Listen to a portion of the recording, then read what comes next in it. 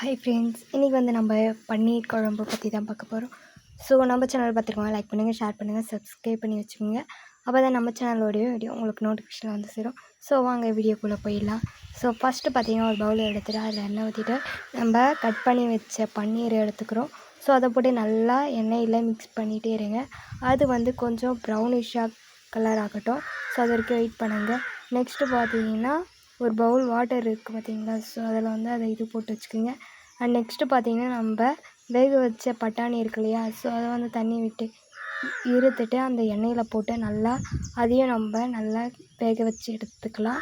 So next பார்த்திங்கன்னா பவுல் எடுத்துகிட்டு எண்ணெய் போட்டு ஸோ வெங்காயம் தக்காளி இருக்குது. ஸோ அதை போட்டு தாளிச்சிக்கலாம். நெக்ஸ்ட் பார்த்திங்கன்னா ஜிஞ்சர் பூண்டு போட்டுக்கோங்க. அதுக்கப்புறம் கொஞ்சம் வாசனைக்கோசம் ஆட் பண்ணிக்கலாம் முந்திரி. ஸோ இதை நல்லா மிக்ஸ் பண்ணிகிட்டே இருக்கணும் நம்ம. ஸோ அது நல்லா ஒரு ப்ரௌனிஷ் கலரில் வர வரைக்கும்.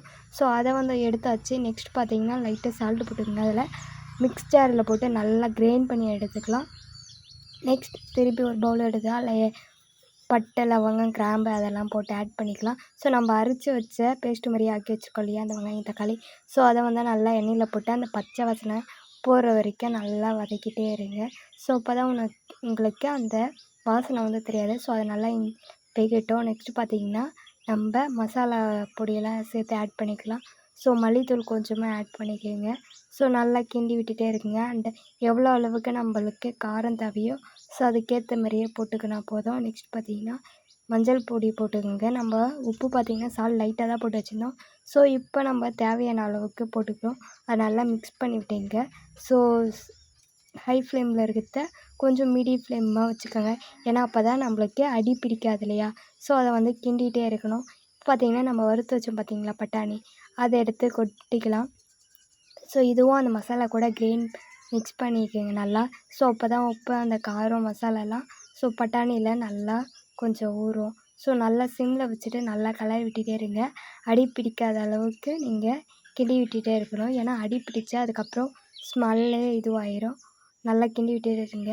இப்போது நம்ம பன்னீர் இது பண்ணோம் பார்த்தீங்களா. ஸோ அதை எடுத்துக்கலாம். ஸோ அதை போட்டுட்டு நல்லா நீங்கள் இப்போ நல்லா கிண்டி விடுங்க.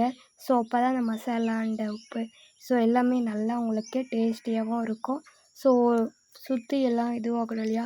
ஸோ ஒரு சைடு மசாலா இருக்கும், ஒரு சைடில் மசாலா இருக்காது. ஸோ அந்த மாதிரிலாம் இருக்கக்கூடாது. ஸோ அதனால் நீங்கள் இது பண்ணலாம். லாஸ்ட்டு பார்த்திங்கன்னா கொத்தமல்லி இருக்குது பார்த்திங்களா. ஸோ அதை நம்ம மேலாப்பில் தூவிட்டு நல்லா கிண்டிகிட்டே இருங்க. ஏன்னா அப்போ தான் கொஞ்சம் நம்மளுக்கு வாசனை அண்ட் ஃப்ளேவர்லாம் கிடைக்கும். ஸோ அந்த ஃப்ளேவருக்கு ஸோ இப்போ அவ்வளோதான் ரெடி ஆயிடுச்சு. சிம்மில் வச்சு நம்ம கொஞ்சம் நேரம் அப்படியே இருக்கட்டும், கிண்டி விட்டுட்டே இருக்கணும். ஏன்னா அப்போ தான் அடிப்பிடி வைக்காத இருக்கும். ஸோ மூடி வச்சுட்டு அதுக்கப்புறம் நீங்கள் இறக்கி சாப்பிட்டிங்கனாலே உங்களுக்கு டேஸ்ட் சூப்பராகவே இருந்திருக்கும், நல்லாவும்